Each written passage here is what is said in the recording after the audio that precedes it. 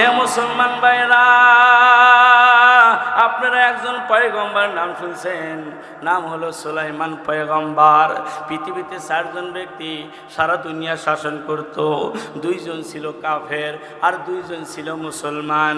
2 জন যে মুসলমান ছিল তার মধ্যে একজন ছিল সুলাইমান আলাইহিস সালাতু ওয়াস সালাম, আর একজন ছিল শাহ সেকেন্দার বাদশাহ সেকেন্দার। এই 2 জন মুসলমান সৈনিক সারা দুনিয়া শাসন করছে। কথা বলেন ঠিক কিনা? সুলাইমান আলাইহিস সালাতু ওয়াস সালাম সারা দুনিয়া শাসন করছে, আর শাহ সেকেন্দার সারা দুনিয়া শাসন করছে। আর 2 জন কাফের ছিল, একজন ছিল ফেরাউন আর একজন ছিল বখতে নাসার। এই 2 জন কাফের সারা দুনিয়া শাসন করছে। এ মুসলমান ভাইরা, সুলাইমান আলাইহিস সালাতু ওয়াস সালাম সারা দুনিয়া শাসন করছে। যে বাইতুল মুকাদ্দাস দেখেন, ওই বাইতুল মুকাদ্দাস সুলাইমান আলাইহিস সালাতু ওয়াস সালাম বানানো শুরু করছে। কারণ সুলাইমান আলাইহিস সালাতু ওয়াস সালামের হাতের মধ্যে একটা আংটি আল্লাহ দিয়েছিল, যে আংটির ইশারায়, যে আংটি দ্বারা গোটা পৃথিবী শাসন করত। সুবহানাল্লাহ বলেন। উনার শুধু মানুষই অনুগত্যশীল ছিল না, জেন দেওপরীরাও উনার কথা বুঝতো, উনাকে অনুগত্য করত। আল্লাহু আকবার বলেন। এই জন্য কবি বলেন, বা সুলাইমা দাদে মুলকে সরওয়ারি সুদমুতেই খতে মারতে পড়ি। সুলাইমান পয়গম্বর জিনদের দ্বারা বাইতুল মুকাদ্দাস বানাইতেছিলেন, তৈরি হইতেছিল, জিনেরা কাজ করতেছিল। কারণ মানুষ দ্বারা তো বাইতুল মুকাদ্দাসকে এত সুন্দর করে বানানো সম্ভব নয়। এই জন্য জিনদের দ্বারা কাজ করাইতেছেন। উনি চেয়ারে বসে আছেন। এই মুহূর্তে আজরাইল আলাইহিস সালাতু ওয়াস সালাম এসে গেছে। এশিয়া ডাক দেখায়, পয়গম্বর সুলাইমান, আপনার মৌতের টাইম চলে আসছে, আপনাকে এখন দুনিয়ায় থেকে বিদায় নিতে হবে। সুলাইমান আলাইহিস সালাতু ওয়াস সালাম ডাক দেখায়, আজরাইল রে, তুমি তো দেখতেছো আমি বাইতুল মুকাদ্দাস বানাইতেছি, আমি যদি দুনিয়ায় থেকে চলে যাই বাইতুল মুকাদ্দাস কে বানাবে? জিনেরা তো জিনদেরকে পরিচালনা করবে, আর আমি ছাড়া তো জিনদের দ্বারা পরিচালনা করে বাইতুল মুকাদ্দাস বানানো সম্ভব নয়। কথা বলেন ঠিক কিনা?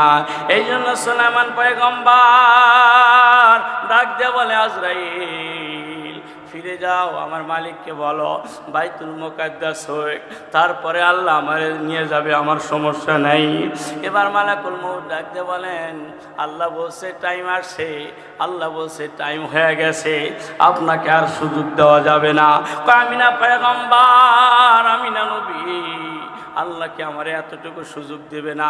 কয় না, এতটুকু সুযোগ আপনাকে দেওয়া হবে না, কারণ আপনার মৌতের টাইম এসে গেছে, আর আপনাকে কোনো সুযোগ দেওয়া হবে না। কয় তাহলে আমি চলে গেলে বাইতুল মুকাদ্দাস কে বানাবে? আল্লাহ ডাক দেখায়, সুলাইমান, বাইতুল মুকাদ্দাস বানানোর টেনশন তোমার না, বাইতুল মুকাদ্দাস বানানোর টেনশন আমি আল্লাহর। সুবহানাল্লাহ। বাইতুল মুকাদ্দাস আমি আল্লাহ বানাবো, তোমার টেনশনের কিছু নাই। সুলাইমান আলাইহিস সালাতু ওয়াস সালাম বলেন, তাহলে তো আমার কোনো কথা নাই।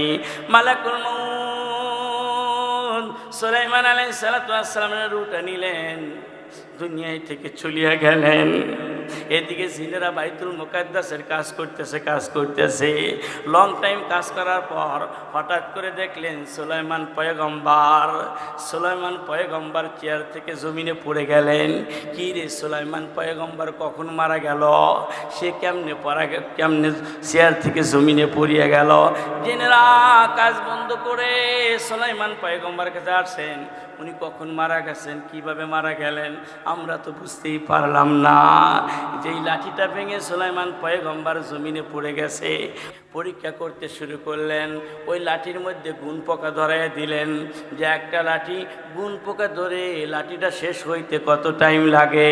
দেখতে দেখতে দেখা গেল, জিনেরা দেখলেন এই লাঠিটা কাটতে 9.5 মাস সময় লাগিয়ে গেছে। চিল্লা কন্যা মারহাবা। এবার জিনেরা বলতেছে এই দেখ দেখ সুলাইমান পয়গম্বর আজকে মারা যায় নাই, 9.5 মাস আগে মারা গেছে। কারণ আমরা পরীক্ষা করে দেখলাম একটা ঘুন পোকা এই লাঠিটা কাটতে কত টাইম লাগে, লাঠিটা কাটতে একটা ঘুন পোকার 9.5 মাস লাগে। আমাদের এই সুলাইমান পয়গম্বর নবী 9.5 মাস আগে মারা গেছে।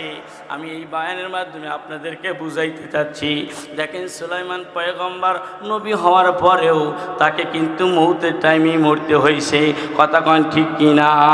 এই জন্য বাবা ইন্না লিকুল্লি উম্মতি আজাল, আল্লাহ পাক প্রত্যেকটি বান্দার একটা মৌতের টাইম দিয়েছেন। ইজা জা আজালুহুম, যখন তার মৌতের টাইমটা আসবে, লা ইস্তাখিরুনা সাআতাও ওয়া লা ইস্তাকদিমুন, ওই টাইমটা আসলে তাকে আর কোনো সুযোগ দেওয়া হবে না, আর টাইম আসার আগেও তাকে নেওয়া হবে না, পরেও তার নেওয়া হবে না। কথা বলেন ঠিক কি না? এই জন্য বাজান সময় আছে মালিককে মালিক বলে ডাকি, মালিকের কাছে দরখাস্ত জানাই, ও মালিক তুমি ছাড়া আমার কেউ নাই, তুমি আমার হায়াতের মালিক, তুমি আমার সব কিছুর মালিক, তুমি আমার স্রষ্টা, তুমি আমার সৃষ্টিকারক, তুমি আমারে খাওয়াও, তুমি আমারে পালো, তুমি আমার সব কর্নেওয়ালা জাত। এই চিন্তা ভাবনা নিয়ে যদি চলতে পারি, তাহলে সেই দিন আমি দুনিয়া থেকে চলে যাব, আল্লাহ আমাকে বিনে হিসেবে জান্নাত দান করবে। সিল্লা কান্না মারহাবা। যারা দুনিয়ার জমিনে ওলি হয়ে মৃত্যুবরণ করবে তাদের কোনো টেনশন নাই, লা খাউফুন আলাইহিম ওয়ালা হুম ইয়াহজানুন। যারা আল্লাহর ওলি হয়ে মৃত্যুবরণ করবে, আমি আল্লাহ বলতেছি তাদের ভয়ও নাই, টেনশন নাই। কথা বলেন ঠিক কি না?